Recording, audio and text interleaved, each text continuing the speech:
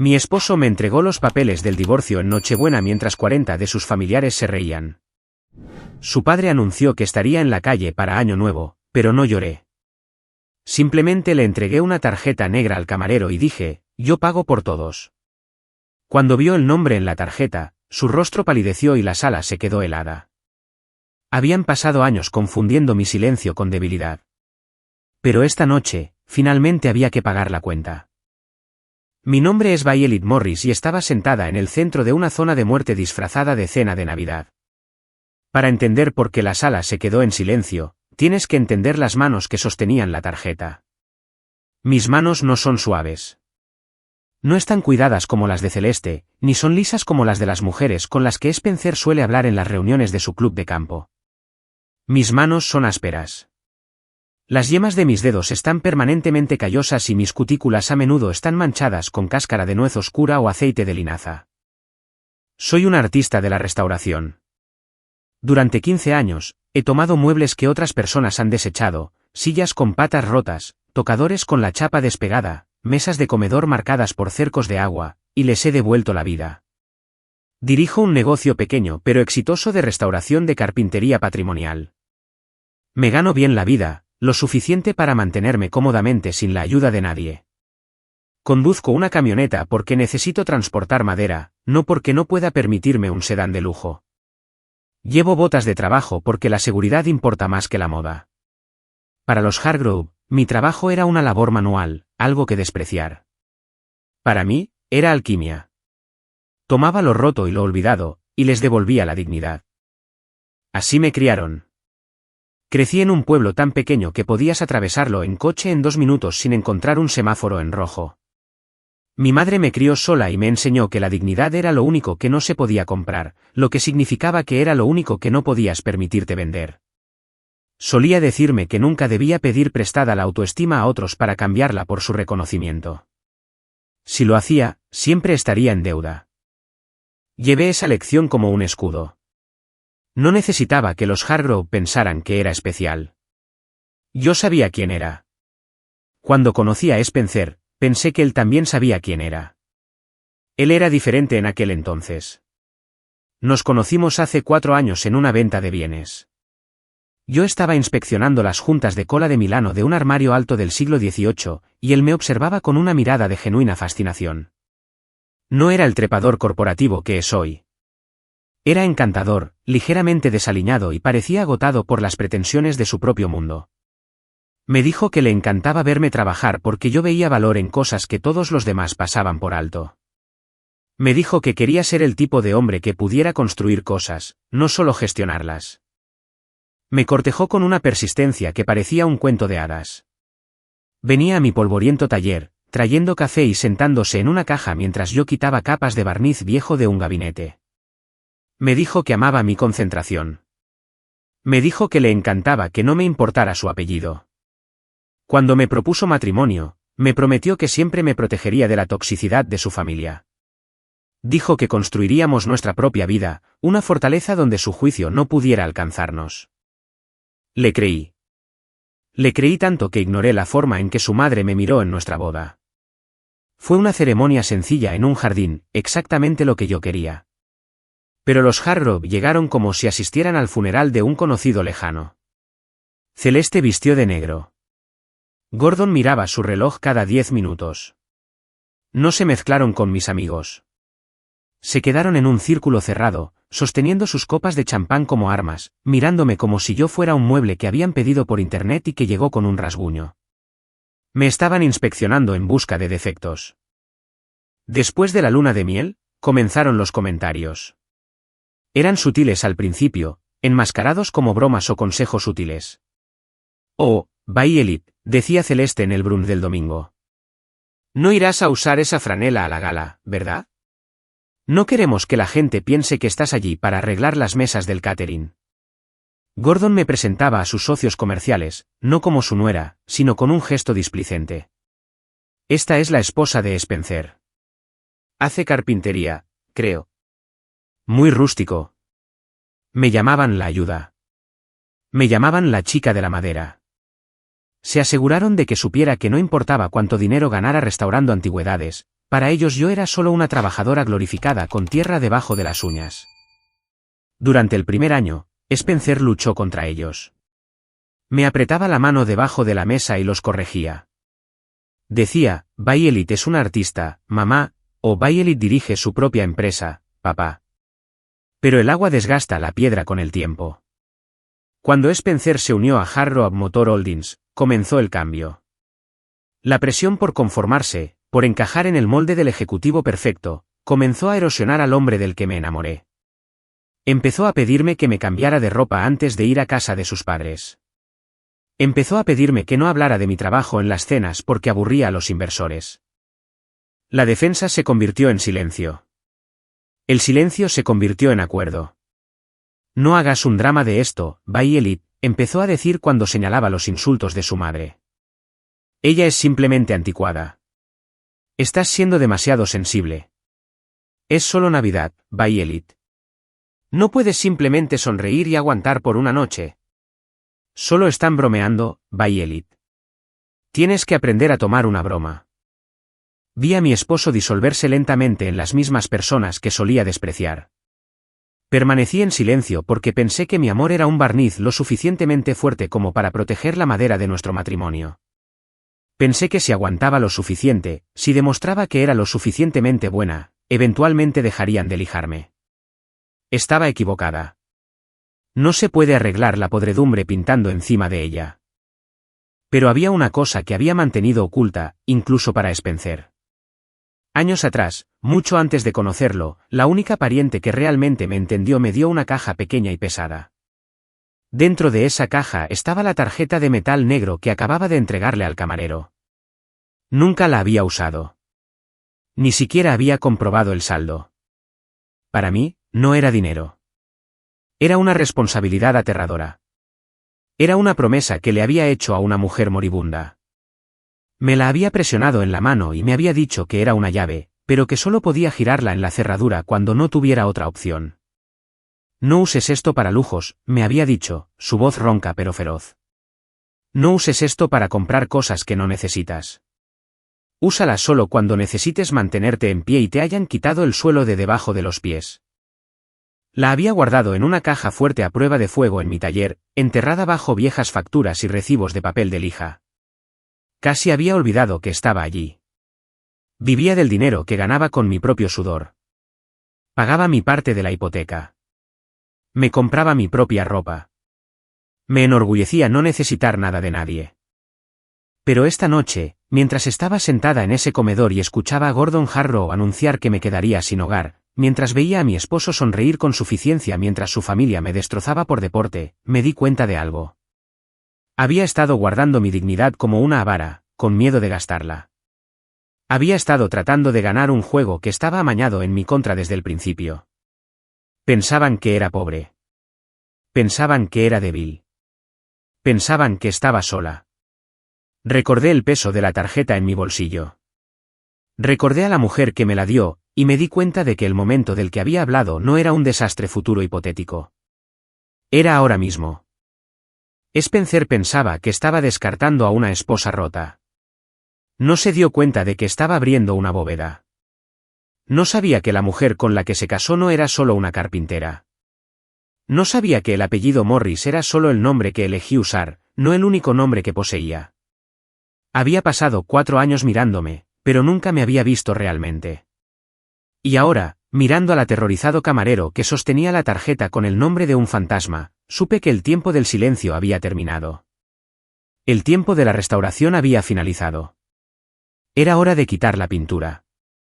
El nombre en la tarjeta pertenecía a un fantasma, pero ella era la persona más viva que jamás había conocido. Para el resto del mundo, Eleanor Kincaid podría haber sido un misterio, un nombre en una escritura o una firma en un documento de un fondo fiduciario. Para mí, era simplemente la tía L. Era una reclusa que vivía en una cabaña de cedro desgastada en el borde del Bosque Nacional Pisgah, a kilómetros de las carreteras pavimentadas y los clubes de campo que habitaban personas como los Harrow. No tenía televisión. No tenía un teléfono inteligente. Pasaba sus días con un par de botas de trabajo de hombre y una camisa de franela que olía a humo de leña y salvia seca. Ella fue quien puso el primer bloque de papel de lija en mi mano cuando tenía 10 años. Recuerdo estar sentada en su porche trasero, viéndola pasar las manos por la pata de una mecedora rota que alguien había dejado junto al contenedor detrás de la tienda general. Trataba ese pedazo de basura como si fuera una reliquia de una catedral. Me enseñó a mirar más allá del daño superficial. Me enseñó que las grietas en la madera no eran errores, sino historia. La mayoría de la gente solo ve lo que está roto, Violet, me dijo una vez, su voz áspera como la corteza de los robles que nos rodeaban.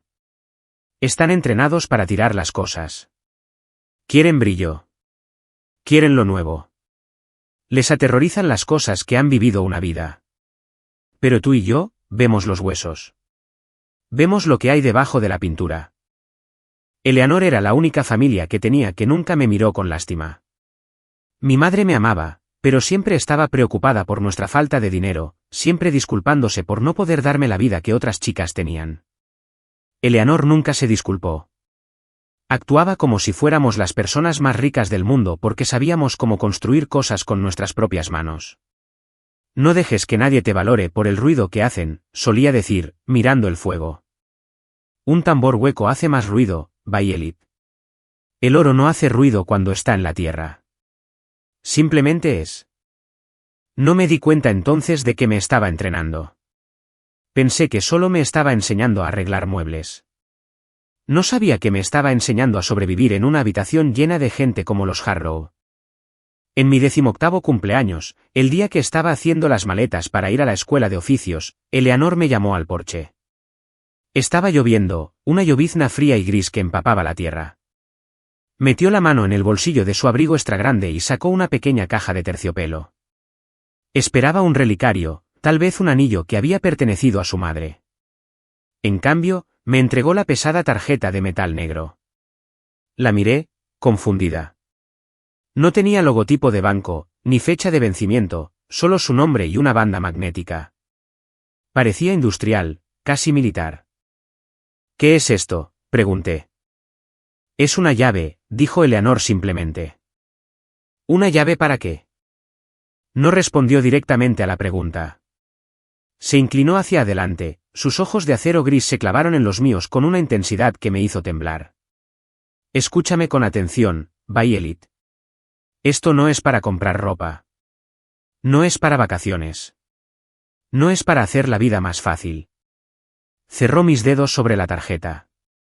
Su agarre era sorprendentemente fuerte. No uses esto cuando estés enojada, ordenó. La ira es barata. La ira se consume. Si usas esto con ira, la desperdiciarás. Entonces, ¿cuándo la uso? La usas cuando necesites mantenerte erguida, dijo. La usas cuando el mundo intente doblarte tanto que pienses que te vas a romper. Cuando no te quede otra voz, pones esto sobre la mesa. Intenté preguntarle cuánto dinero había en ella. Intenté preguntarle a qué banco pertenecía. Ella solo negó con la cabeza y me dio una sonrisa que ahora me doy cuenta de que estaba llena de tristeza y previsión. Cuando le entregues esta tarjeta a la persona adecuada, sabrán quién eres, susurró. Y lo que es más importante, tú sabrás exactamente quiénes son ellos. Esa fue la última conversación real que tuvimos. Eleanor murió 4 años después, tranquilamente mientras dormía, mientras yo estaba fuera terminando mi aprendizaje. Para cuando volví a la cabaña, los abogados ya habían sellado la propiedad. Me enviaron una caja con sus efectos personales, que incluían sus viejos cinceles y algunos libros. Guardé la tarjeta en mi caja fuerte, dentro de un sobre viejo. Nunca intenté activarla. Nunca llamé al número que estaba en la parte de atrás. Para mí, era solo un recuerdo de la excéntrica anciana que me enseñó a amar el olor a serrín. Con los años, hubo señales que debería haber visto. Ocasionalmente veía el nombre Kincaid en la sección de negocios del periódico o en una placa en un museo. Vi un hotel Kincaid Meridian en Chicago una vez cuando estuve allí para una convención. Simplemente asumí que era una coincidencia. Kincaid es un nombre escocés bastante común. Nunca conecté a mi tía, que partía su propia leña y conducía una camioneta de 30 años, con un imperio hotelero global. Parecía imposible. Parecía una broma de la que ella se habría reído. Así que guardé la tarjeta y olvidé su poder. Viví mi vida. Conocí a Spencer. Me enamoré. Soporté las burlas de su familia. Dejé que me trataran como a una campesina porque pensé que ese era el precio del amor. Pero mientras estaba sentada en el silencio de la casa Waverly, viendo cómo la sangre se drenaba del rostro del camarero, las palabras de Eleanor volvieron a mí como una inundación. La usas cuando el mundo intente doblarte. Miré alrededor de la mesa. Los Hargrove ya no se reían. Estaban confundidos. Eran depredadores que de repente se habían dado cuenta de que el conejo que estaban cazando tenía dientes. Miré a Gordon, que estaba rojo e hinchado de indignación.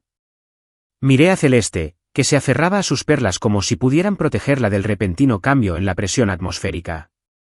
Miré a Spencer, mi esposo, que miraba al camarero con una mezcla de arrogancia e incertidumbre. No solo habían querido divorciarse de mí esta noche. Lo habían planeado. Habían elegido la Nochebuena específicamente porque sabían que sería lo que más dolería. Habían elegido un restaurante público porque querían testigos de mi humillación. Querían despojarme de mi hogar, mi dignidad y mi futuro de un solo golpe. Querían borrar a Violet Morris tan completamente que nunca me recuperaría. Querían convertirme en una historia con moraleja. Estaban tratando de doblarme hasta que me rompiera. Eleanor lo había sabido. De alguna manera, en esa vieja cabaña años atrás, me había mirado y había sabido que un día me encontraría en una habitación exactamente como esta, rodeada de gente exactamente como ellos. Me había dado esta arma y me había dicho que esperara. Había esperado. Había esperado durante 4 años de insultos. Había esperado durante el acuerdo prenupcial. Había esperado durante la soledad. Pero ya no estaba esperando. El camarero, Eli, levantó la vista de la tarjeta. Parecía aterrorizado de hablar, pero sabía que tenía que hacerlo. Miró al gerente general que ahora se apresuraba a cruzar el comedor, convocado por alguna alarma silenciosa que el sistema había activado. Tomé un sorbo de mi agua. Mi mano no tembló. ¿Hay algún problema con el pago?, pregunté, mi voz tranquila, cortando la tensión. Spencer soltó una risa nerviosa. Por supuesto que hay un problema. La tarjeta es falsa, obviamente, o está rechazada. Ponlo en mi cuenta, Eli, y saquémosla de aquí. Pero Eli no se movió hacia Spencer. Se quedó justo a mi lado, como si yo fuera la única persona en la sala que importaba. No, señor, dijo Eli, con la voz temblorosa. La tarjeta no está rechazada. Eleanor tenía razón. Finalmente supe quiénes eran. Eran personas pequeñas de pie sobre montones de dinero para sentirse altas. Y en unos segundos, iban a descubrir que yo no estaba parada en el suelo en absoluto. Estaba parada en una montaña que ni siquiera sabía que poseía. La decadencia de mi matrimonio no ocurrió en una sola explosión. Sucedió lentamente, como la podredumbre que corroe una viga estructural detrás de una pared bellamente pintada. No ves el daño hasta que el techo ya se está derrumbando sobre ti. El cambio comenzó el día en que Spencer finalmente aceptó el puesto de vicepresidente de operaciones en Harrow Motor Holdings. Antes de eso, había mantenido una sana distancia del imperio familiar, pero el atractivo del poder y la presión constante de Gordon finalmente lo desgastaron. Cuando se puso ese traje de ejecutivo, pareció quitarse la empatía y dejarla en el armario. Dejó de mirar el mundo con curiosidad y empezó a mirarlo a través de una hoja de cálculo. Todo se convirtió en un cálculo de riesgo y retorno de la inversión. Las personas ya no eran seres humanos. Eran activos o pasivos. Y desafortunadamente, bajo el constante susurro de su madre, yo estaba siendo rápidamente reclasificada como un pasivo. Celeste era implacable. No me atacaba con un cuchillo. Usaba un cuentagotas, dispensando veneno en el oído de Spencer una gota a la vez. Escuchaba fragmentos cuando pensaban que estaba fuera de su alcance auditivo. O peor, lo decía justo delante de mí, disfrazado de preocupación. Spencer, querido, decía durante el té, ignorando por completo mi presencia. Sabes, la junta es muy particular con la imagen. Violet es encantadora, por supuesto, pero realmente necesita conducir esa camioneta al almuerzo de caridad. Envía un mensaje confuso. Queremos que los inversores vean prosperidad, no mantenimiento. Al principio, Spencer se lo tomaba a risa. Pero a los 6 meses de empezar en el trabajo, dejó de reír. Empezó a asentir. Tiene razón, Violet, me dijo una noche mientras me quitaba el barniz de las manos. Estamos tratando de cerrar un trato con la delegación japonesa. Tal vez podrías no venir esta vez. Sabes, te aburres en estas cosas de todos modos, y necesito concentrarme. Me estaba editando fuera de su vida, recortándome de la imagen para que la composición se viera más limpia para los accionistas. Luego vino el acuerdo prenupcial. Llevábamos casados 2 años cuando Gordon decidió que los activos familiares estaban demasiado expuestos. Nos sentó en su estudio, una habitación que olía a cuero e intimidación, y deslizó un documento sobre el escritorio. Era grueso, agresivo y totalmente retrospectivo. Es solo una formalidad posnupcial, dijo Spencer, evitando mi mirada. Jugueteaba con sus gemelos, un tic nervioso que había desarrollado desde que trabajaba para su padre. Papá solo quiere asegurarse de que las acciones de la compañía estén protegidas. No tiene nada que ver con nosotros. Leí el documento. Era draconiano.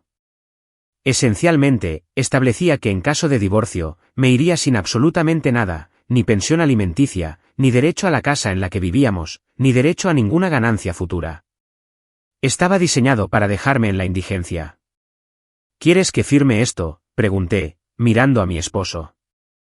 Es la única manera de que papá me deje en paz, Violet, suplicó Spencer, su voz adquiriendo ese tono quejumbroso que empezaba a despreciar.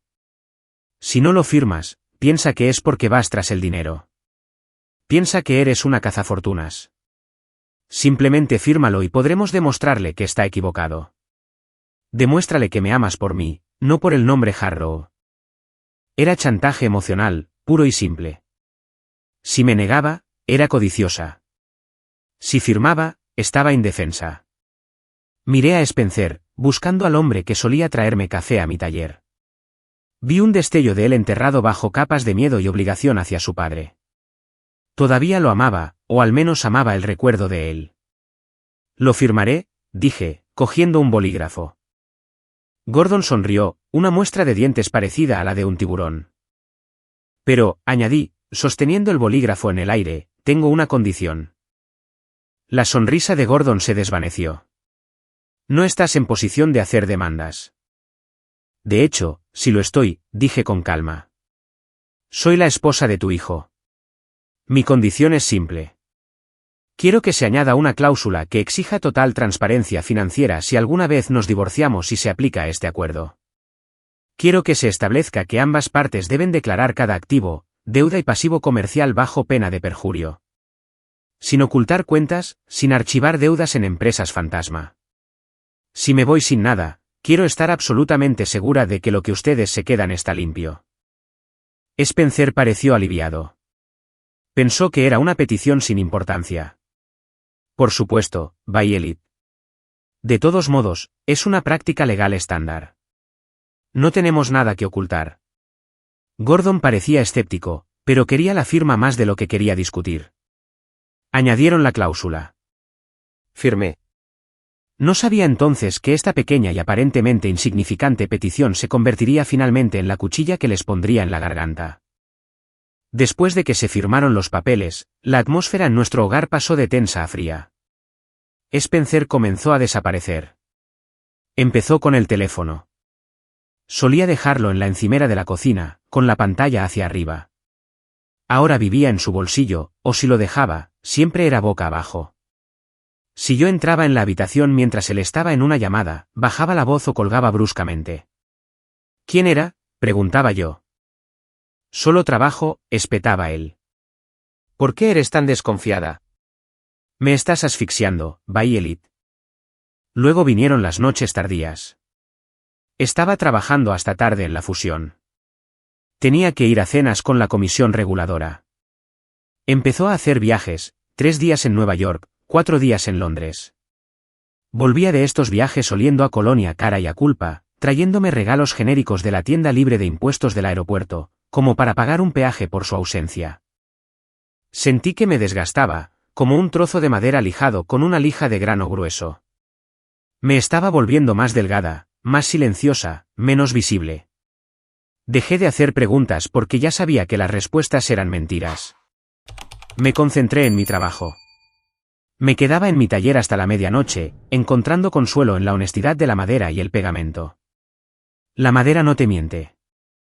Si una junta es débil, se rompe. No finge ser fuerte mientras planea tu desaparición. El punto de quiebre llegó 3 semanas antes de Navidad. Había vuelto a casa temprano de una visita a una obra. La casa estaba en silencio. Entré en la cocina para coger un vaso de agua y oí la voz de Spencer que venía del solarium. Debió pensar que yo todavía estaba fuera. Estaba hablando por teléfono, su voz relajada y segura, un tono que no había usado conmigo en más de un año. No te preocupes, mamá, dijo. Lo sé. Me estoy encargando. Me quedé helada. Me paré en el pasillo, agarrando mi botella de agua, con el corazón martilleando contra mis costillas. No voy a dejar que se alargue hasta el próximo año fiscal, continuó Spencer. Estoy de acuerdo. Es solo un peso muerto en este momento. Terminaré esto antes de fin de año para mantenerlo limpio. Será mi regalo de Navidad para mí mismo. Se rió. Fue un sonido frío y displicente. Sí, tengo los papeles listos. Solo estoy esperando el momento adecuado. Quizás en la cena de las fiestas. Papá cree que sería una demostración de poder hacerlo delante de todos. Ponerla en su sitio. Se me cortó la respiración. Sentí un golpe físico en el pecho, como si hubiera salido y me hubiera dado un puñetazo. No solo planeaba dejarme. Planeaba destruirme. Estaba conspirando con su madre para convertir nuestro divorcio en un espectáculo público, una demostración de poder para impresionar a su padre. Me alejé lentamente. No irrumpí en la habitación. No grité. No lancé un jarrón contra la pared. Subí a nuestro dormitorio, cerré la puerta y me senté en el borde de la cama. Miré las fotos en la cómoda, fotos de nosotros de hace 4 años, felices y despeinados en una playa. Tomé el marco y lo puse boca abajo. No lloré. Había gastado todas mis lágrimas meses atrás, llorando por un hombro frío que se negaba a girarse. Ahora no quedaba tristeza. Solo había una claridad fría y dura. Yo era una restauradora. Sabía cómo arreglar las cosas.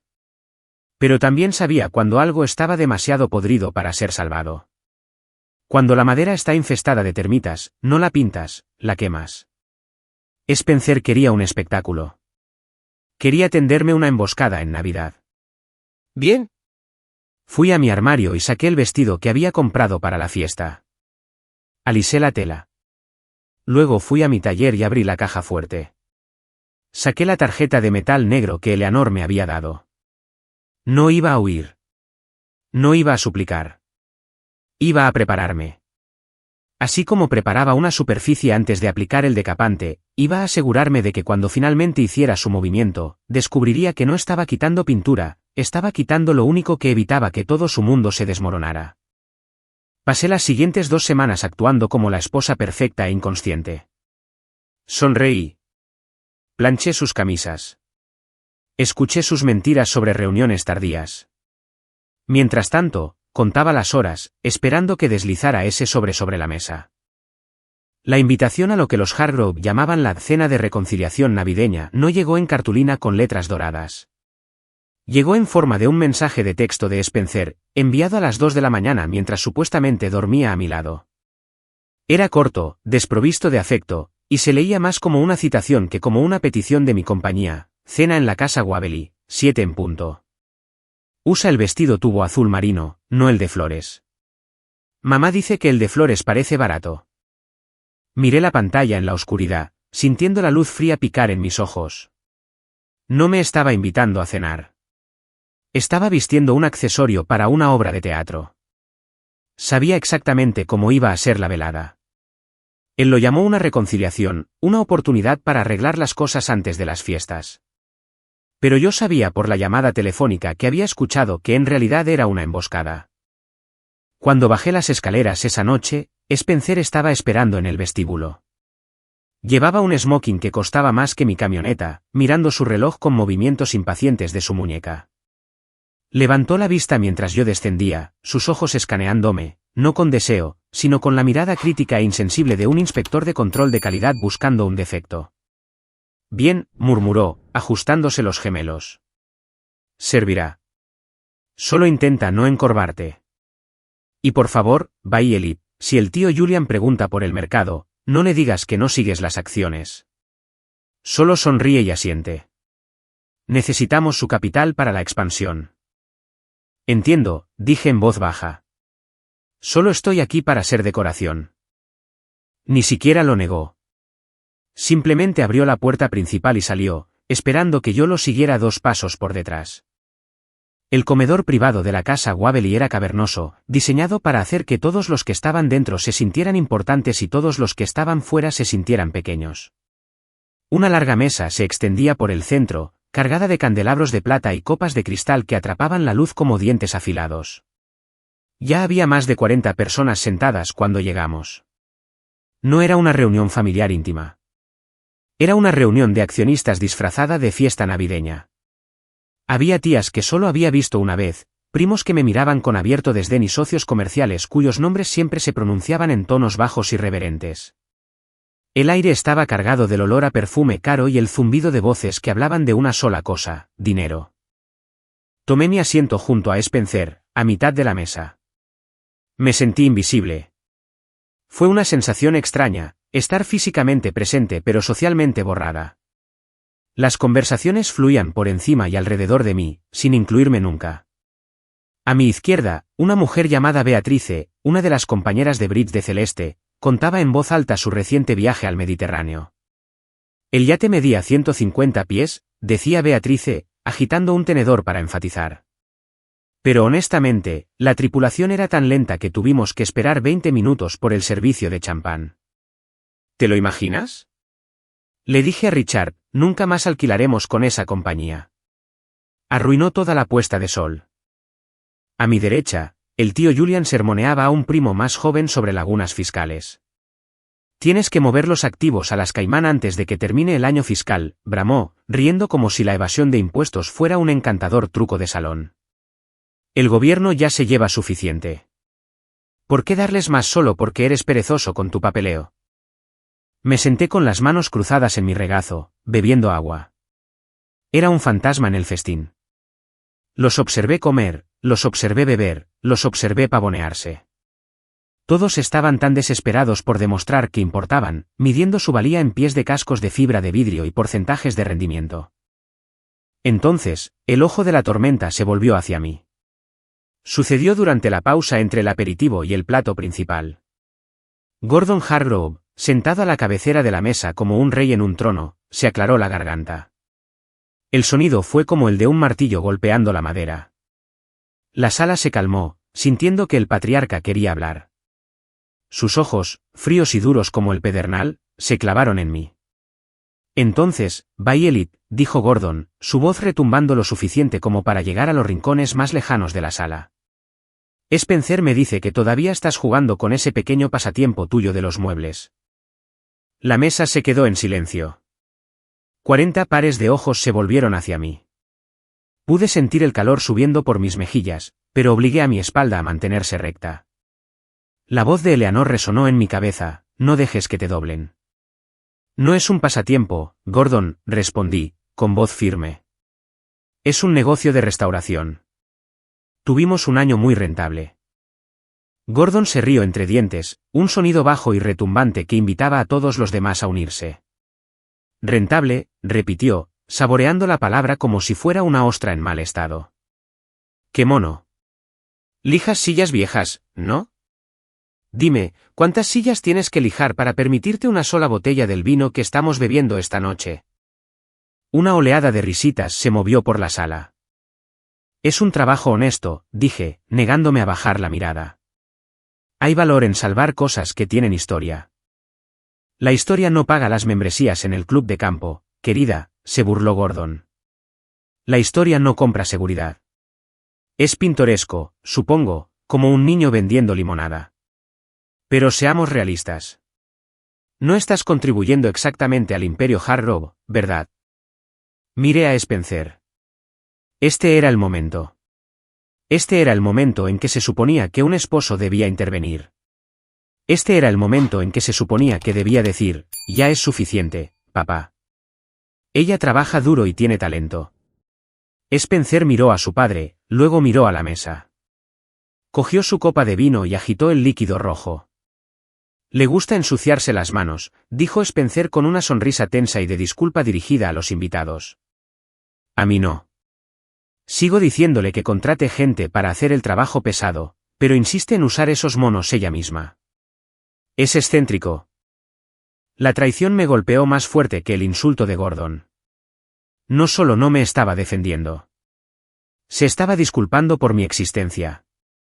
Estaba señalando a la manada que yo era débil, que estaba desprotegida y que podían morder. Celeste, sintiendo la sangre en el agua, se inclinó hacia adelante. Su rostro estaba dispuesto en una máscara de preocupación maternal que no llegaba a sus ojos. Solo nos preocupamos por ti, Violet, dijo, su voz goteando con descendencia. Una mujer de tu edad necesita pensar en el futuro. Necesitas seguridad. No puedes depender del trabajo manual para siempre. ¿Qué pasará cuando tus manos fallen? ¿Qué pasará cuando seas demasiado vieja para fregar suelos o lo que sea que hagas? Restauro antigüedades, Celeste. No friego suelos, dije, mi paciencia agotándose. Es lo mismo, en realidad, desestimó con un gesto de la mano. El punto es que eres un pasivo. Spencer necesita una pareja que entienda el mundo en el que vive. Alguien que pueda organizar una gala, no alguien que huela a serrín y disolvente. Creo que me las arreglo bastante bien, dije, aunque mi voz casi se ahogó por los murmullos de acuerdo alrededor de la mesa. Oh, cariño, se rió Celeste, mirando a sus amigos. Lo intentas. Te lo concederemos. Ciertamente lo intentas. El camarero llegó para retirar los platos, pero la tensión no se disipó. Se espesó. Me di cuenta entonces de que no solo estaban siendo groseros. Estaban construyendo una narrativa. Estaban estableciendo públicamente que yo era inadecuada, poco refinada e indigna. Estaban sentando las bases para que, cuando Spencer me descartara, todos en esta sala sintieran y dijeran, bueno, por supuesto. Era inevitable. Ella nunca perteneció realmente. Miré alrededor de la sala, desde la sonrisa satisfecha de Gordon hasta la falsa piedad de Celeste y la mirada desviada de mi esposo. Pensaban que eran el público viendo una comedia. Pensaban que yo era el payaso que no sabía que la broma era sobre ella. Respiré hondo. La ira que esperaba sentir no estaba allí. En su lugar, había una fría determinación. Toqué el bolsillo de mi chaqueta, sintiendo el contorno de la tarjeta de metal. Querían un espectáculo. Querían ver a la pobrecita arregladora de madera puesta en su sitio. ¿Bien? Vi a Spencer meter la mano en el bolsillo de su chaqueta. Vi la esquina del sobre de color crema.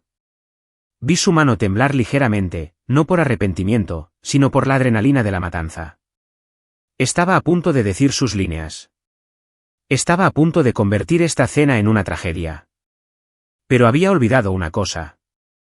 En una tragedia, todos mueren al final. En una historia de venganza, la víctima se levanta. ¿Pasa algo, Spencer?, pregunté, rompiendo el silencio justo cuando su mano tocaba el sobre.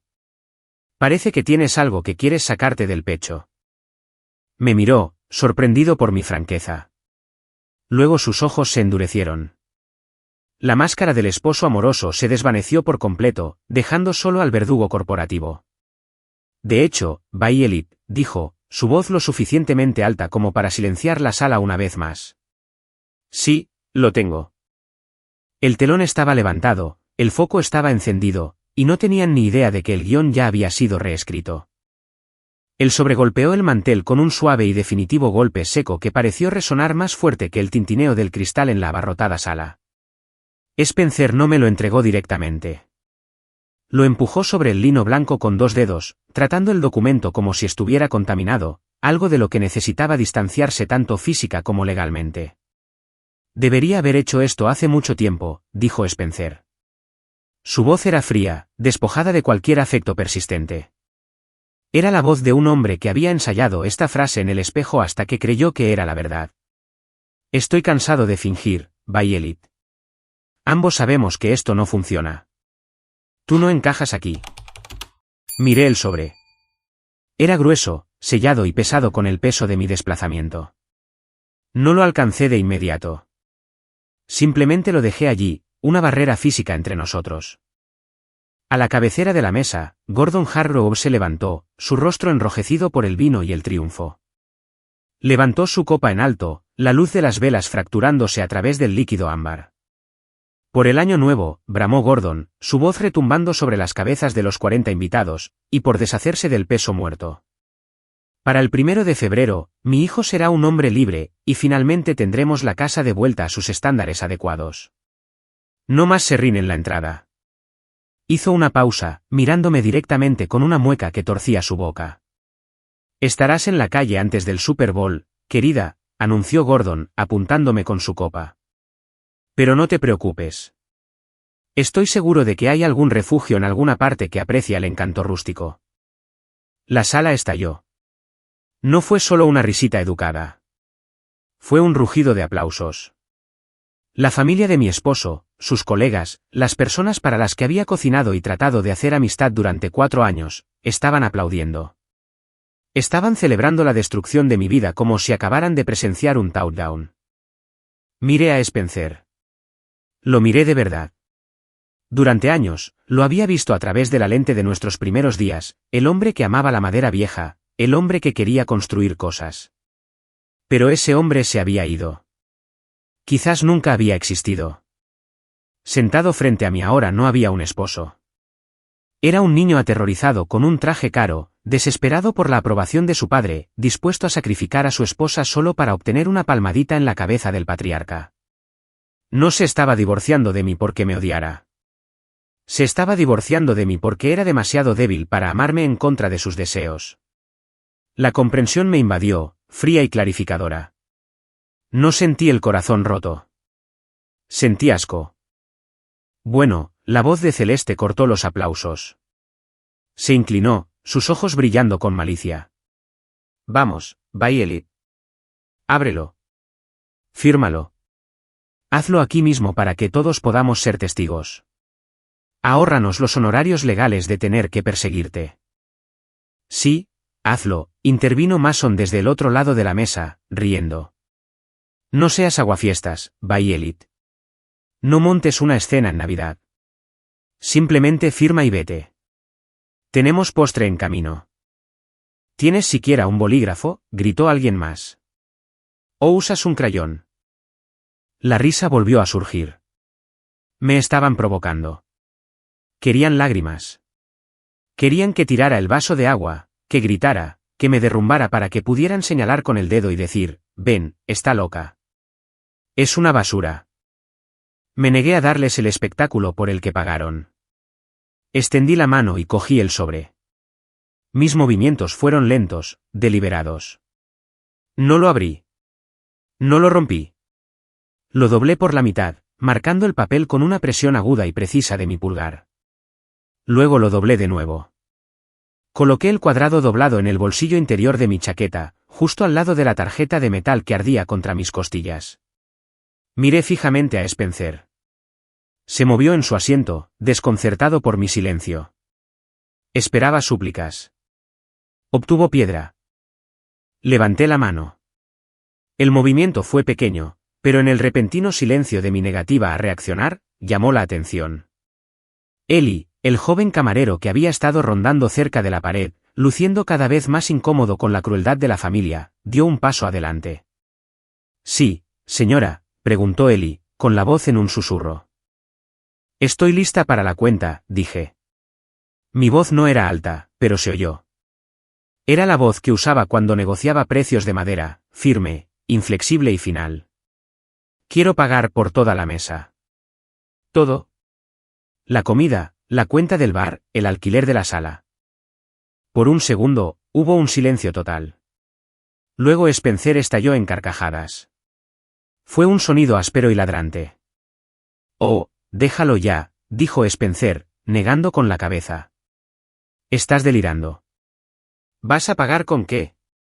¿Con el cambio de la guantera de tu camioneta?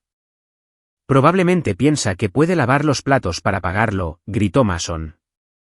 Mejor consíguete un delantal, Buy Elite. Esa es una cuenta de $15,000, Gordon, dijo Celeste, poniendo los ojos en blanco. Llama a seguridad. Está teniendo un colapso nervioso. Es vergonzoso. ¿Oíste a mi esposa?, se burló Gordon. ¿Quiere pagar? Déjala intentarlo.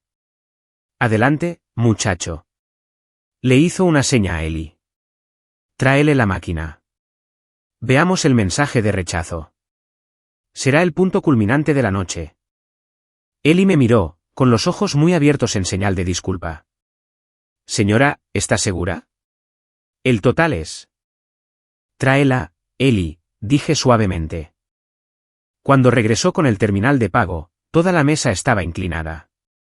Prácticamente estaban salivando, esperando la luz roja, el pitido de rechazo, la humillación final que me haría salir corriendo por la puerta llorando. Los ignoré. Metí la mano en mi bolsillo. No saqué la tarjeta de débito que Spencer monitoreaba. No saqué el dinero de emergencia que guardaba en mi bota. Saqué la tarjeta negra mate. La iluminación en la sala era tenue, cálida y amarilla, pero la tarjeta parecía absorber la luz. Era austera, industrial e innegablemente poderosa. La sostuve por un momento, dejando que su peso se asentara en mi mano. Esta era la voz de Eleanor. Esta era su columna vertebral, prestada desde la tumba. Se la entregué a Ellie. Pásala, dije. La sonrisa de Spencer vaciló. Entrecerró los ojos hacia la tarjeta. Nunca la había visto antes. No sabía que la tenía. ¿Qué es eso?, preguntó, su voz perdiendo parte de su arrogancia. ¿Qué tipo de tarjeta es esa? Una tarjeta de biblioteca, dije fríamente. Me estoy yendo. Ellie tomó la tarjeta. Miró el frente. Vi el momento en que el nombre se registró. Sus ojos se salieron de sus órbitas. Miró del grabado plateado a mi rostro, su boca abriéndose en una perfecta O de sorpresa. El color se drenó de su piel tan rápido que parecía que podría desmayarse. No deslizó la tarjeta. La sostuvo con ambas manos, temblando. Señor, ladró Gordon, impaciente. ¿Cuál es el retraso? Dile que está rechazada para que podamos volver a nuestra cena. Ellie levantó la vista hacia Gordon, luego de nuevo hacia mí. Tragó saliva. Cuando habló, su voz era un susurro aterrorizado que silenció a toda la sala más eficazmente que un grito. Yo. No puedo pasar esto aquí, tartamudeó Ellie. Tengo que llamar al señor Renshaw inmediatamente. ¿Por qué?, exigió Spencer, levantándose. ¿Es falsa? Ellie miró a mi esposo con una mezcla de miedo e incredulidad. No, señor, dijo el camarero, apretando la tarjeta contra su pecho. No es falsa. Es la llave del propietario. Ellie miró la tarjeta en sus manos como si fuera una granada activa a la que acabaran de quitarle el seguro. Ya no me miraba con la deferencia cortés de un servidor. Me miraba con el asombro desorbitado de alguien que acababa de darse cuenta de que estaba parado sobre una trampilla. Miró desde el grabado plateado de Eleanor Kincaid hasta mi rostro, sus ojos buscando un parecido, una señal, cualquier cosa que diera sentido a lo que sostenía. La llave del propietario, susurró de nuevo, las palabras apenas audibles sobre el murmullo confuso de la mesa.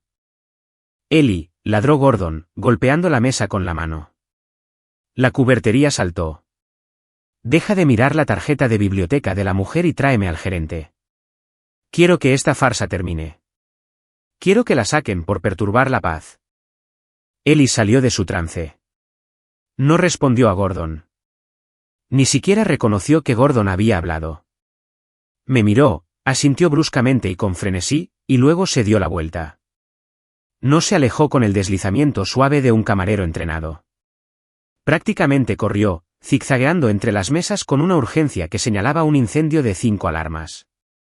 Increíble, resopló Celeste, cruzando los brazos. Le entrega una tarjeta falsa y el chico entra en pánico. Realmente has caído bajo, Violet, creando una escena solo para retrasar lo inevitable. Spencer negó con la cabeza, mirándome con una mezcla de lástima e irritación. Esto es simplemente triste, Violet. Réndete. Yo pagaré la cuenta. Solo vete. Coge tu camioneta y vete. No me moví. Me senté perfectamente quieta, con las manos cruzadas sobre la mesa, observando las puertas dobles de la cocina. Durante 2 minutos, la sala se llenó de los sonidos de los Hargrove reescribiendo la realidad. Bromearon diciendo que probablemente le había dado al camarero una tarjeta de fidelidad de un supermercado. Mason apostó con su primo que me arrestarían por fraude antes de que sirvieran el postre. Estaban tan seguros de su mundo, tan seguros de que las leyes de la gravedad solo se aplicaban a personas como yo, no a personas como ellos. Entonces, la puerta de la cocina se abrió de golpe. No fue Ellie quien salió primero. Fue el señor Renshaw, el gerente general de la casa Waverly. Conocía al señor Renshaw por su reputación. Era un hombre que aterrorizaba a su personal, una figura de autoridad absoluta que gestionaba este restaurante como una operación militar. Lo había visto saludar a Gordon antes, siempre con una profunda reverencia, una sonrisa aduladora y un señor Hargrove, por aquí. Pero esta noche, el señor Renshaw no sonreía. Estaba pálido. Caminaba con un paso rígido y rápido, flanqueado por él y 2 hombres de traje oscuro, a quienes reconocí como el jefe de seguridad y el director de sala. Marcharon directamente hacia nuestra mesa. El parloteo en la sala se apagó. Gordon se reclinó, una sonrisa satisfecha volviendo a su rostro. Finalmente, dijo Gordon lo suficientemente alto como para que Renshaw lo oyera. Renshaw, ya era hora. Mi nuera aquí está tratando de pasar un método de pago fraudulento. Quiero que... Renshaw pasó de largo a Gordon. No lo miró. Ni siquiera se detuvo a reconocer al hombre que había gastado decenas de miles de dólares en este establecimiento durante la última década. Renshaw se detuvo directamente frente a mí. Juntó las manos frente a él e hizo una reverencia, más baja y respetuosa de lo que nunca lo había visto inclinarse ante nadie. Señorita Morris, dijo Renshaw. Su voz estaba entrecortada, como si hubiera corrido todo el camino desde su oficina. No me llamó señora Hargrove. Usó el nombre de mi licencia de conducir, el nombre que había mantenido legalmente para fines comerciales, el nombre con el que había comenzado. La mesa se quedó en un silencio sepulcral. Spencer frunció el ceño, confundido. Renshaw, interrumpió Spencer. Su nombre es señora Hargrove, y estamos tratando de resolver un problema de pago. Renshaw levantó una mano, silenciando a mi esposo sin mirarlo. Mantuvo sus ojos fijos en mí. Señorita Morris, repitió Renshaw. Recibimos la alerta del terminal. Pido disculpas por la demora. El sistema. Bueno, para ser honesto, nadie ha usado una tarjeta Blackonyx en esta instalación en 7 años. Tuvimos que verificar manualmente el número de serie con la base de datos central del fideicomiso. Y, pregunté con calma. Y la verificación está completa, dijo Renshaw. La tarjeta es auténtica. Activó el protocolo de acceso del propietario inmediatamente después de su inserción. ¿Acceso del propietario?, farfulló Gordon, levantándose. ¿De qué estás balbuceando, Renshaw? Soy miembro platino aquí. Conozco a todos los propietarios de este edificio. La casa Waverly es propiedad de un grupo inversor en Chicago. Renshaw finalmente se volvió hacia Gordon. Su expresión era fría, profesional y completamente desprovista de la deferencia que solía mostrar. Eso es correcto, señor Hargrove, dijo Renshaw. La casa Waverly es una subsidiaria de Kincaid Meridian Hospitality, y el grupo inversor en Chicago es un fideicomiso fundado por la difunta Eleanor Kincaid. Renshaw me señaló con la palma abierta. Y según los documentos del fideicomiso que acaban de descargarse en mi terminal seguro, la única beneficiaria y ejecutiva actual del patrimonio Kincaid, que incluye este restaurante, el hotel que está encima y otras 42 propiedades en toda Norteamérica, es la señorita Violet Morris. El silencio que siguió no fue el silencio de una pausa. Fue el silencio de un vacío. Fue el sonido del oxígeno siendo succionado de la habitación. Spencer me miró. Su boca se abrió, pero su mandíbula parecía haberse desquiciado. Parecía que estaba tratando de resolver una compleja ecuación matemática y fracasando. Eso es imposible, susurró Spencer. Violet restaura muebles. ¿Ella? Ella vive en una casa adosada. Conduce un Ford. Ella es la presidenta de la junta, efectivamente, lo corrigió Renshaw, con tono cortante. Aunque la gestión operativa es manejada por el fideicomiso, la señorita Morris tiene el poder de veto y la participación accionaria. Esta tarjeta es la llave maestra. Anula toda facturación, todas las reservas y todos los protocolos de seguridad en cualquier edificio Kincaid. El rostro de Gordon se había vuelto de un peligroso tono púrpura. Miró de Renshaw a mí, su cerebro negándose a aceptar los datos. Esto es, rugió Gordon. Es una estafa. Ella es una don nadie. Quiero ver los papeles. Quiero ver la prueba de propiedad ahora mismo. Se abalanzó hacia adelante como para arrebatar la tarjeta de la mano de Ellie. Antes de que Gordon pudiera dar 2 pasos, los 2 guardias de seguridad detrás de Renshaw dieron un paso adelante, bloqueando su camino. Fue un movimiento fluido y practicado. No lo tocaron, pero la pared de hombros anchos fue una clara advertencia. Señor Hargrove, dijo Renshaw, su voz bajando una octava, volviéndose peligrosa. Está gritándole a la dueña de este establecimiento. He confirmado la identidad a través del chip biométrico en la tarjeta y nuestro departamento legal en Chicago. Si continúa levantando la voz, haré que lo escolten fuera de las instalaciones, y no lo pediré cortésmente. Gordon se congeló. Miró a los guardias de seguridad, luego a la mesa de sus pares que lo observaban ser reprendido por un gerente de restaurante. La humillación fue física. Se desplomó en su silla, jadeando en busca de aire. Celeste me miraba con ojos grandes y aterrorizados. Miró mi chaqueta barata, mis manos endurecidas por el trabajo, y de repente no vio pobreza. Vio una riqueza excéntrica. Vio el tipo de dinero que no necesitaba gritar porque era dueño del edificio en el que los gritones estaban parados. Violet, dijo Spencer. Su voz era pequeña.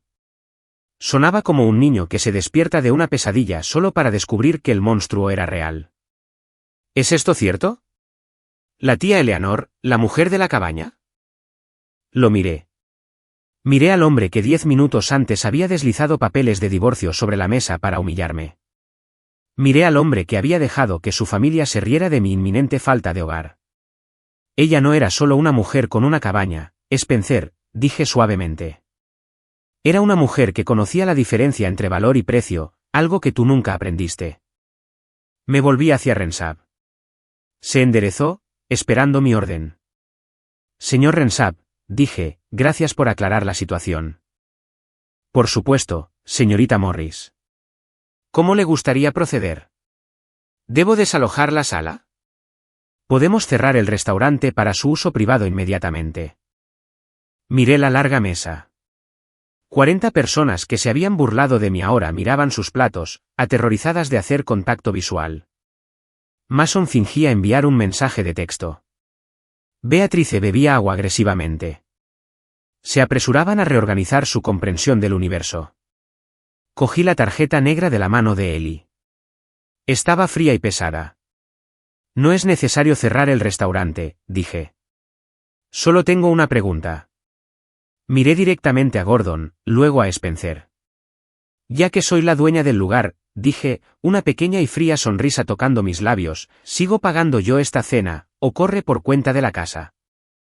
Renshaw ni siquiera parpadeó. Para usted, señorita Morris, siempre corre por cuenta de la casa. Sin embargo, para los no propietarios. Dejó la frase en el aire, mirando la pila de botellas de vino cara sobre la mesa. Se aplican las tarifas estándar. Bien, dije. Entonces tráigame la cuenta. Dije que invitaría a todos. Y a diferencia de los Hargrove, yo cumplo mis promesas. Vi a Spencer estremecerse. La comprensión lo golpeaba en oleadas. No solo era rica, era poderosa. Y él acababa de entregarme un papel que legalmente rompía su conexión conmigo hacía 2 semanas. Había tirado el billete de lotería después de que se sortearan los números. Violet, tartamudeó Spencer, extendiendo una mano sobre la mesa. Violet, espera. Tenemos que hablar. Ha habido un malentendido. No, Spencer, dije, guardando la tarjeta en mi bolsillo. El malentendido fue tuyo, y lo corregiste cuando firmaste esos papeles el 10 de diciembre. El silencio que había caído sobre la sala no duró mucho. Fue reemplazado por un sonido mucho más nauseabundo que las risas, el sonido de 40 personas retrocediendo simultáneamente. La transformación fue instantánea y grotesca. Las mismas caras que se habían torcido en burla momentos antes ahora se reajustaban en máscaras de calidez aduladora. Fue como si se hubiera accionado un interruptor de luz, iluminando el hecho de que yo no era la presa, sino la persona que sostenía la escopeta. Violet, querida, arrulló la tía Beatrice, inclinándose sobre la mesa con una sonrisa que mostraba demasiados dientes. Siempre dije que tenías un aire tan distinguido, ¿sabes? Debemos almorzar la próxima semana. Me encantaría saber más sobre tu trabajo de restauración. Tengo un armario antiguo que necesita una revisión. Sí, absolutamente, intervino el tío Julian, encontrándome de repente fascinante. Y sobre esa charla del mercado de antes, espero que sepas que solo estaba bromeando. Una chica inteligente como tú, apuesto a que tienes una cartera diversificada. Deberíamos sentarnos a discutir estrategias. Tengo algunas vacantes en mi fondo privado. Violet, ¿es ese realmente el legado de Eleanor Kincaid?, preguntó un primo, con los ojos desorbitados por la codicia. Leí sobre el fideicomiso Kincaid en Forbes. Dijeron que era uno de los fondos de liquidez más solventes del Medio Oeste. Los observé, sintiendo un nudo frío de repulsión apretarse en mi estómago. Eran baratos. Esa era la única palabra para describirlos. Su crueldad era barata, y su amabilidad era aún más barata. No me respetaban más que hace 5 minutos. Solo respetaban el poder que de repente yo ejercía. Eran como girasoles que no se giraban hacia el sol, sino hacia el olor del dinero. No respondí a ninguno de ellos. Simplemente tomé un sorbo de mi agua, dejando que el silencio se extendiera hasta que se volviera incómodo de nuevo. Spencer, que había estado sentado congelado, de repente pareció reiniciarse. Sacudió la cabeza como para despejar la estática y extendió la mano, agarrando mi muñeca. Su agarre era firme, posesivo, el toque de un hombre que estaba acostumbrado a dirigirme a donde él quería que fuera. Violet, susurró, su voz urgente y baja. Necesitamos irnos ahora. La gente está mirando. Vayamos a casa y hablemos de esto en privado. Miré su mano en mi muñeca. Parecía un objeto extraño. ¿A casa?, pregunté, mi voz plana. ¿Te refieres a la casa que acabas de ordenarme que desocupe para febrero? No seas así, siseó, mirando nerviosamente a su padre. No lo decía en serio. Era solo estrés. La fusión ha sido dura para mí. Sabes que te amo. Podemos arreglar esto. Solo ven conmigo. Tiró de mi brazo, esperando que lo siguiera. Realmente creía que todavía tenía el derecho de decidir el ritmo de mi respiración.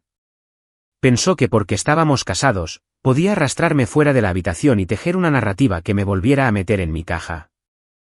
No me levanté. Retiré mi brazo con un movimiento brusco y violento que lo hizo retroceder. No me toques, dije. No grité, pero la orden fue absoluta. Perdiste el derecho a tocarme cuando deslizaste esos papeles sobre la mesa. Violet, por favor, interrumpió Celeste, inclinándose con una mirada de benevolencia frenética. Estás exagerando, cariño. Entendiste mal la situación por completo. Solo estábamos preocupados por tu bienestar. Queríamos asegurarnos de que fueras independiente. Fue una forma de amor duro. Seguramente, puedes verlo. Dirigí mi mirada a mi suegra. Temblaba ligeramente, sus pendientes de diamantes temblando con la vibración de su miedo. Amor duro, repetí.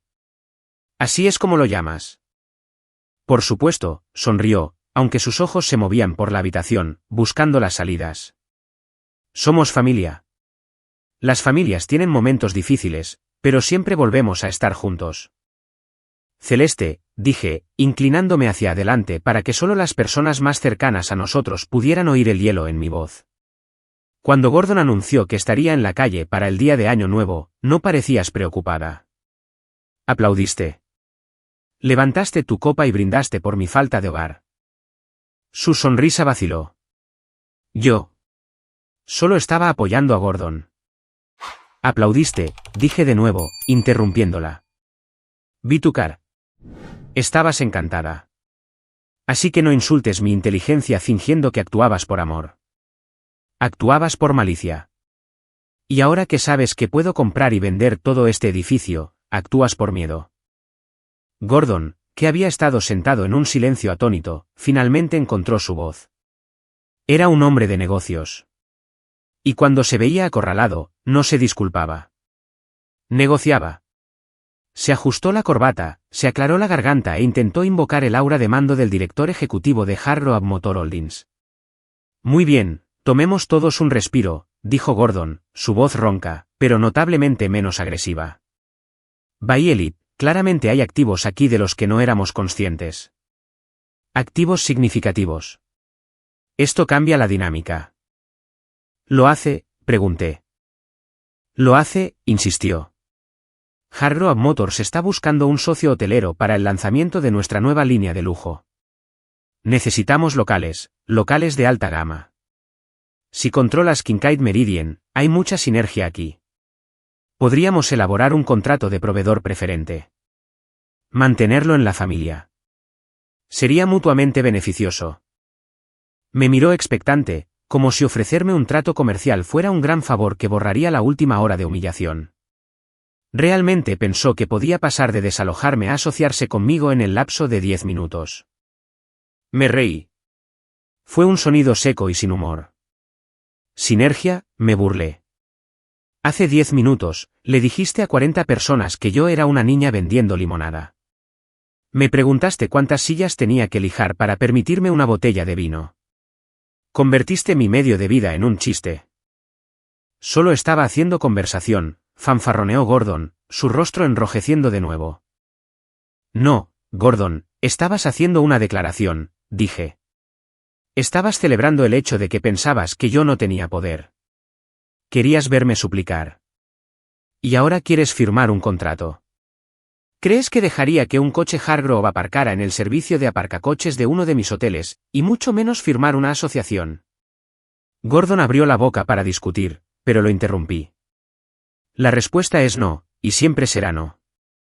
El señor Renshaw intervino en el pequeño espacio de silencio que siguió. Se paró junto a mi silla como un centinela, su comportamiento proyectando una lealtad absoluta a la tarjeta que sostenía en mi bolsillo. Señorita Morris, dijo Renshaw en voz baja, inclinándose para que su voz fuera solo para mis oídos. Usted tiene total discreción aquí. Bajo el protocolo del propietario, puedo suspender el servicio de alcohol a esta mesa inmediatamente. También puedo hacer que la seguridad escolte a cualquier individuo o a todo el grupo fuera de las instalaciones. Solo tiene que decirlo. Miré alrededor de la mesa. Spencer miraba sus manos, derrotado. Celeste estaba pálida y nerviosa. Gordon echaba humo, su ego herido sin remedio. El resto de los invitados picoteaban torpemente su comida, aterrorizados de que si hacían contacto visual, recordaría que ellos también se habían reído. Sería fácil echarlos. Sería satisfactorio ver a la seguridad arrastrar a Gordon Hargrove a la nieve en Nochebuena. Sería el tipo de justicia dramática que merecían. Pero era demasiado rápido. Si los echaba, podrían irse a casa, reagruparse y tejer una historia sobre cómo me había vuelto loca de poder. Podrían victimizarse a sí mismos. No, señor Renshaw, dije lo suficientemente alto como para que Spencer lo oyera. No los eche, y no detenga el vino. Siga sirviéndolo. Déjelos pedir lo que quieran. ¿Está segura, señora? Estoy segura, dije. Quiero que se queden. Quiero que se sienten aquí en esta hermosa sala privada, comiendo la comida que estoy pagando, bebiendo el vino que estoy pagando, y sabiendo que solo están aquí porque yo lo permito. Quiero que se sienten en su propia vergüenza durante las próximas 2 horas. Es un castigo mucho peor que el frío. Me levanté. La silla raspó contra el suelo y 3 personas saltaron. Yo, sin embargo, me voy, anuncié. Bailey, espera, suplicó Spencer, levantándose conmigo. ¿A dónde vas? Por favor, déjame llevarte. Podemos arreglar esto. Lo miré con ojos cansados. Voy a un hotel, Spencer. Uno de mis hoteles, donde sé que las cerraduras funcionan y la gente no me desprecia. Me di la vuelta para irme, pero Renshaw se interpuso en mi camino, no para bloquearme, sino para entregar un mensaje. Su expresión era grave. Señorita Morris, susurró. Antes de que se vaya, hay una cosa más. ¿Qué es? Cuando el sistema verificó su identidad, activó un protocolo secundario, dijo Renshaw. Eleanor Kincaid dejó un archivo físico en la caja fuerte principal de esta propiedad. Es un sobresellado. Las instrucciones establecen explícitamente que debe serle entregado solo en el primer uso de la tarjeta Black Onyx. ¿Una carta?, pregunté, confundida. Murió hace 4 años. Era una mujer que planeaba con antelación, dijo Renshaw. Dudó, luego bajó aún más la voz. El paquete está marcado como sensible, y señorita Morris. La nota digital adjunta al archivo menciona el nombre Harrow. Un escalofrío recorrió mi espalda que no tenía nada que ver con el aire invernal de afuera. Eleanor no solo me había dejado dinero. No solo me había dejado un negocio. Me había dejado un arma diseñada específicamente para este enemigo. Ella lo había sabido, de alguna manera. Había sabido exactamente a quién me enfrentaría. Tráigamelo, dije. Lo tengo en mi oficina, dijo Renshaw. La acompañaré a la salida. Me volví hacia la mesa por última vez. Spencer estaba allí de pie, con aspecto perdido. Gordon miraba fijamente su plato. Celeste lloraba silenciosamente en una servilleta. Feliz Navidad, dije, y luego salí de la habitación, dejando la puerta abierta para que pudieran verme irme, sabiendo que nunca volvería a entrar. El señor Renshaw me llevó a la suite del ático de la casa Waverly. Me dejó con una botella de agua de época, un plato de frutas que no toqué y un sobremanila pesado y sellado que olía débilmente a lavanda y papel viejo. Me senté en el sofá de terciopelo, mirando las luces de la ciudad de Aseford. La nieve seguía cayendo, cubriendo las huellas de la camioneta que había dejado en el estacionamiento y los coches de lujo de las personas que acababan de intentar destruirme. Rompí el sello de cera del sobre. Dentro, había una carta manuscrita de Eleanor y un delgado archivo de correspondencia comercial. Mi querida Bailey, comenzaba la carta. Si estás leyendo esto, significa que finalmente has dejado de disculparte por tu propia existencia. Bien. Sentí un nudo en la garganta, pero lo tragué. Seguí leyendo. Eleanor me advirtió que el dinero no cambia a las personas, solo magnifica lo que ya son. Escribió sobre un tipo específico de depredador, el que usa un traje a medida para ocultar un alma hueca. Y luego se volvió específica. Sé que te casaste con un Harrow, escribió. Nunca me gustó esa familia. Hace años, Gordon Hargrove intentó conseguir un contrato para suministrar a nuestra flota de hoteles sedanes de lujo. Lo rechacé, no porque los coches fueran malos, sino porque el hombre lo era. Intentó sobornar a mi oficial de adquisiciones. Un hombre que hace trampas para entrar por la puerta robará la plata una vez que esté dentro. Ten cuidado, Bailey. Si piensan que eres débil, intentarán llevarse todo. Usa la ley. Es el único idioma que hablan con fluidez. Me volví hacia el archivo comercial. Era una carta de rechazo de Kincaid Meridian a Harrow Motor Holdings fechada hace 10 años, citando incompatibilidades éticas. Eleanor los había calado una década antes de que yo conociera a Spencer. A la mañana siguiente, no fui a casa. Fui a los despachos de abogados de Kincaid Meridian en el centro de Charlotte. Un equipo de 3 abogados liderado por una mujer de mirada aguda llamada Sarah Jenkins me estaba esperando. Ya habían extraído los registros públicos de mi esposo y sus negocios familiares. Fuiste inteligente al insistir en esa cláusula de transparencia en tu acuerdo posnupcial, dijo Sarah, proyectando un documento en la pantalla de la sala de conferencias. Va a ser la soga que los ahorque. Muéstrame, dije. Spencer y Gordon asumieron que nunca tendrías los recursos para auditarlos, explicó Sarah, tocando la pantalla. Así que se descuidaron. Encontramos una presentación de hace 6 meses. Spencer firmó un acuerdo de responsabilidad solidaria por una subsidiaria de Hard Rock Motors. ¿Qué significa eso en español llano?, pregunté. Significa que la compañía está fracasando, dijo Sarah sin rodeos. Y Spencer garantizó personalmente un préstamo de $4 millones para mantenerla a flote. Hizo esto durante tu matrimonio sin tu consentimiento. Me quedé mirando el número. $4 millones. Aquí está la trampa, continuó Sarah, su voz sombría. Debido a que esta deuda se contrajo durante el matrimonio, y porque no la reveló, técnicamente es una deuda matrimonial. En un divorcio estándar, podría argumentar que tú eres responsable de la mitad, $2 millones. Las piezas encajaron, la crueldad, la prisa. Quiere divorciarse de mí ahora, dije lentamente, para poder endosarme $2 millones de deuda mientras el acuerdo prenupcial me despoja de cualquier activo para pagarla. Quiere llevarme a la bancarrota. Exactamente, asintió Sarah. Él se queda con la casa, las acciones y los coches. Tú te quedas con la deuda y la calle. Es un abuso financiero de libro de texto. Presenta la moción, dije. Exige una divulgación completa. Si omite un solo centavo de esa responsabilidad en su declaración financiera, quiero que sea procesado por perjurio. Por la tarde, se había entregado la citación legal.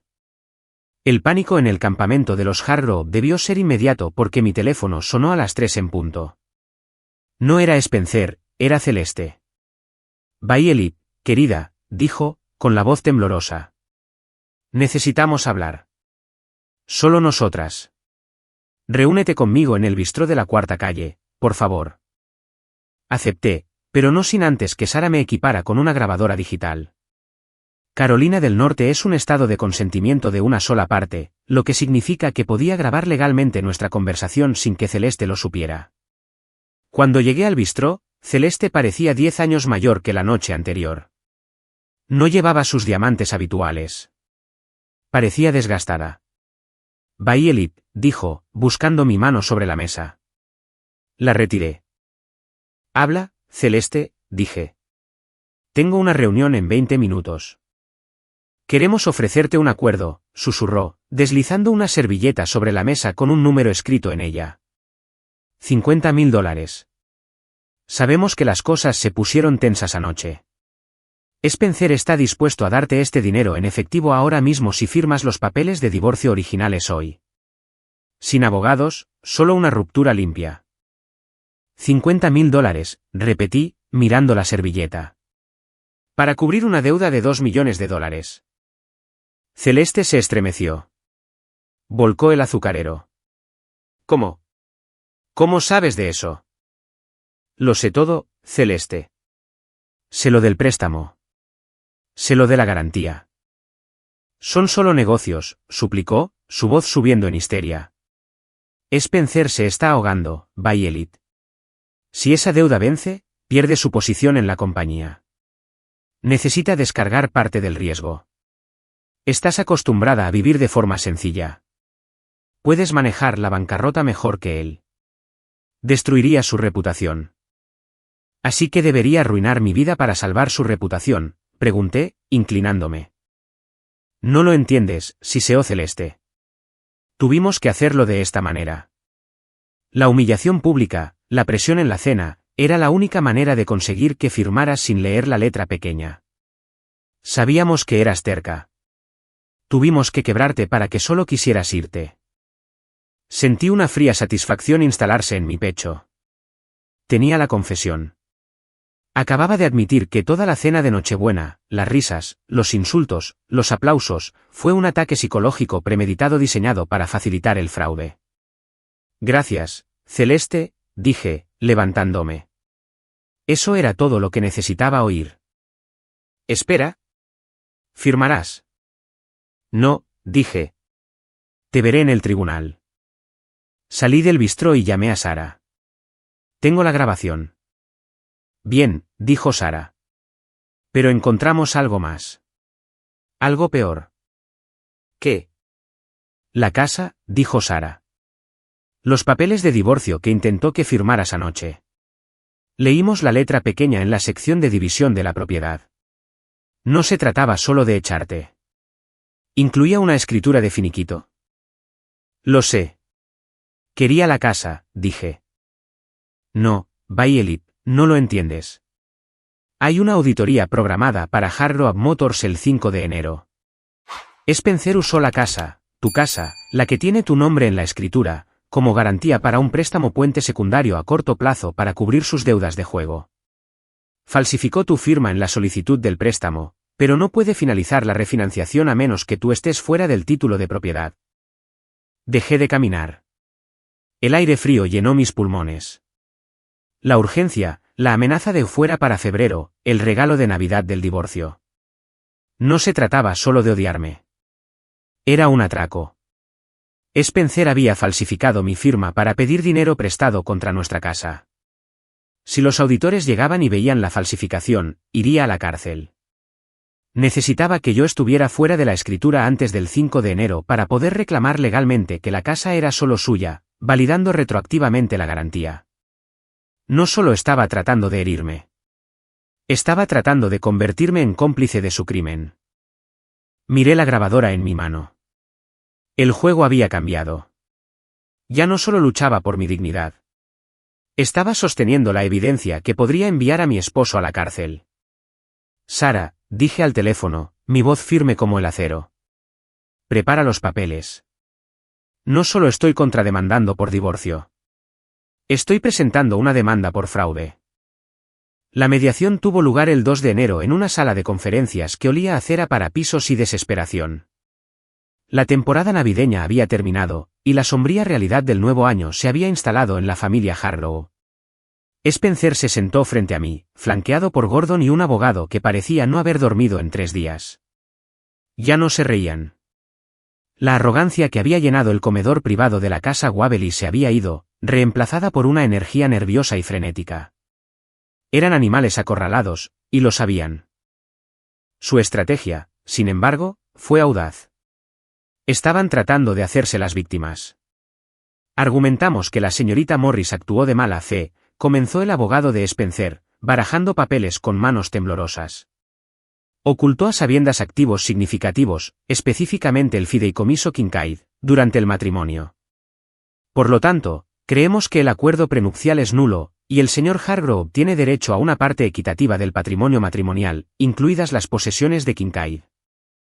Me senté en silencio junto a Sara, mi abogada. No necesitaba hablar.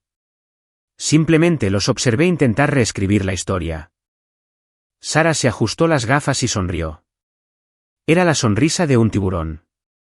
Esa es una teoría interesante, dijo Sara con calma. Sin embargo, parece que olvida los términos específicos del fideicomiso.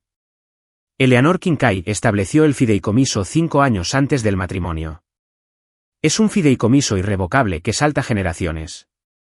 Violet no es dueña del capital. Es la beneficiaria. Bajo la ley de Carolina del Norte, y específicamente bajo los términos del acuerdo prenupcial en el que insistió su cliente, la herencia mantenida en un fideicomiso separado no es propiedad matrimonial. Spencer tiene derecho al 0% de ella. Gordon golpeó la mesa con el puño. Esto es una trampa. Se sentó en mi mesa, nos escuchó preocuparnos por el dinero y no dijo nada. Nos engañó. Engañar, hablé por primera vez. Mi voz era baja, pero detuvo a Gordon a mitad de la frase. Nunca preguntaste, Gordon. Asumiste. Miraste mis manos, viste callos de trabajo y asumiste que era pobre. Miraste mi ropa y asumiste que estaba desesperada. Eso no es engaño. Es tu propio prejuicio cegándote. Queremos la casa, soltó Spencer, con los ojos inyectados en sangre. La casa está a nombre de ambos. Quiero mi parte del capital, y quiero una pensión alimenticia. Me he acostumbrado a un cierto estilo de vida que dependía de su apoyo. Era patético. El hombre que se había burlado de mí por ser una arregladora de madera ahora afirmaba que necesitaba mi dinero para sobrevivir. Sara sacó un archivo de su maletín. En realidad, Spencer, nos alegra que hayas mencionado la casa y el estilo de vida. Deslizó un documento sobre la mesa. Era el informe de auditoría sobre la garantía de préstamo de $4 millones que Spencer había firmado. Según la cláusula de transparencia de su acuerdo posnupcial, la que insistió Bayelit, se le exigía que revelara todas las deudas y pasivos, dijo Sarah. No lo hizo. Ocultó un pasivo de $4 millones vinculado a Hard Rock Motor Holdings. También falsificó la firma de Bayelit en una solicitud de refinanciación de la casa para cubrir sus deudas de juego. El color se drenó del rostro de Spencer. Miró el documento como si fuera una sentencia de muerte. Debido a que violó la cláusula de transparencia, continuó Sarah, su voz cortante como un cuchillo, la penalización es severa. El tribunal no va a dividir esta deuda. Es enteramente suya. Bayelit está absuelta de cualquier responsabilidad por el préstamo. Además, debido a que intentó estafarla con respecto a la casa, estamos presentando una moción para eliminar su nombre de la escritura de inmediato. Te vas con lo que trajiste, Spencer, que a día de hoy es una enorme cantidad de deuda y una posible acusación penal por falsificación. La sala se quedó en silencio. El peso del momento los aplastó. El plan había fracasado por completo. Habían intentado cargarme con su ruina, y en cambio, la trampa se había cerrado sobre sus propias piernas. Gordon se levantó, con el rostro púrpura. Se inclinó sobre la mesa, intentando una última vez usar su presencia física para intimidarme. Escúchame, gruñó Gordon. ¿Crees que puedes destruir a esta familia? Tengo amigos en esta ciudad. Tengo jueces que me deben favores. Te enterraré en litigios durante los próximos 10 años. Nunca tendrás un momento de paz. Lo miré. Recordé la forma en que se había reído en Nochebuena. Recordé la forma en que había brindado por mi falta de hogar. Siéntate, Gordon, dije. No grité. No tenía por qué. La autoridad en mi voz era absoluta. No tienes amigos, le dije. Tienes cómplices, y los cómplices se delatan unos a otros cuando el barco empieza a hundirse. En cuanto a enterrarme, tengo los recursos para luchar contigo hasta el próximo siglo, pero no creo que dures tanto. Los auditores vienen a por tu compañía el lunes. Te sugiero que guardes tu energía para ellos. La boca de Gordon se abrió y se cerró, pero no salió ningún sonido. Se desplomó en su silla, derrotado. Me levanté y cogí mi abrigo. Bayelit, susurró Spencer. Extendió una mano, las lágrimas corrían por su rostro. Bayelit, por favor no hagas esto. Cometí un error. Tenía miedo. Papá me presionó. Todavía te amo. Podemos empezar de nuevo. Con tu capital y mis conexiones, podríamos ser una pareja de poder. Por favor, no me dejes con esta deuda. Miré a mi esposo por última vez. Vi el miedo en sus ojos. No estaba lamentando la pérdida de su esposa. Estaba lamentando la pérdida de su red de seguridad. No me amas, Spencer, dije. Y ciertamente no me respetas. Me incliné cerca para que pudiera escuchar cada sílaba. No pediste el divorcio porque dejaste de amarme, dije. Pediste el divorcio porque pensabas que yo no valía nada. Pensabas que no tenía ningún valor. Así que intentaste tirarme como una silla rota. Solo me quieres ahora porque te diste cuenta de que estoy hecha de oro. Pero es demasiado tarde. Bayelit, por favor, sollozó. Adiós, Spencer, dije. Intenta no gastarlo todo en un solo lugar. Salí de la sala de conferencias y bajé por el largo pasillo del juzgado. Podía oír a Spencer llorar detrás de mí, pero no disminuí la velocidad. Empujé las pesadas puertas dobles y salí al aire fresco de enero. El sol brillaba. El cielo era de un azul brillante y penetrante. Respiré hondo, llenando mis pulmones con el aire frío y limpio. Ya no era Bayelit Harlow. No era la arregladora de madera. No era la chica pobre del pueblo pequeño que debería estar agradecida por un asiento en la mesa. Era Bayelit Morris. Era una restauradora. Había quitado la podredumbre, lijado los bordes ásperos y revelado la veta fuerte e inflexible que había debajo. Caminé hacia mi camioneta, abrí la puerta y subí. No miré hacia atrás al juzgado. Ya no había nada allí para mí. Mi vida real, acababa de empezar. Muchas gracias por escuchar mi historia. Me encantaría saber desde dónde están sintonizando, así que por favor dejen un comentario abajo compartiendo su ciudad o país. Veamos qué tan lejos ha viajado esta historia. Si disfrutaron viendo cómo se hacía justicia, por favor asegúrense de suscribirse al canal Olivia Revenge Stories, denle me gusta a este vídeo y presionen ese botón de apoyo para ayudarnos a compartir más historias de verdad y resiliencia con el mundo.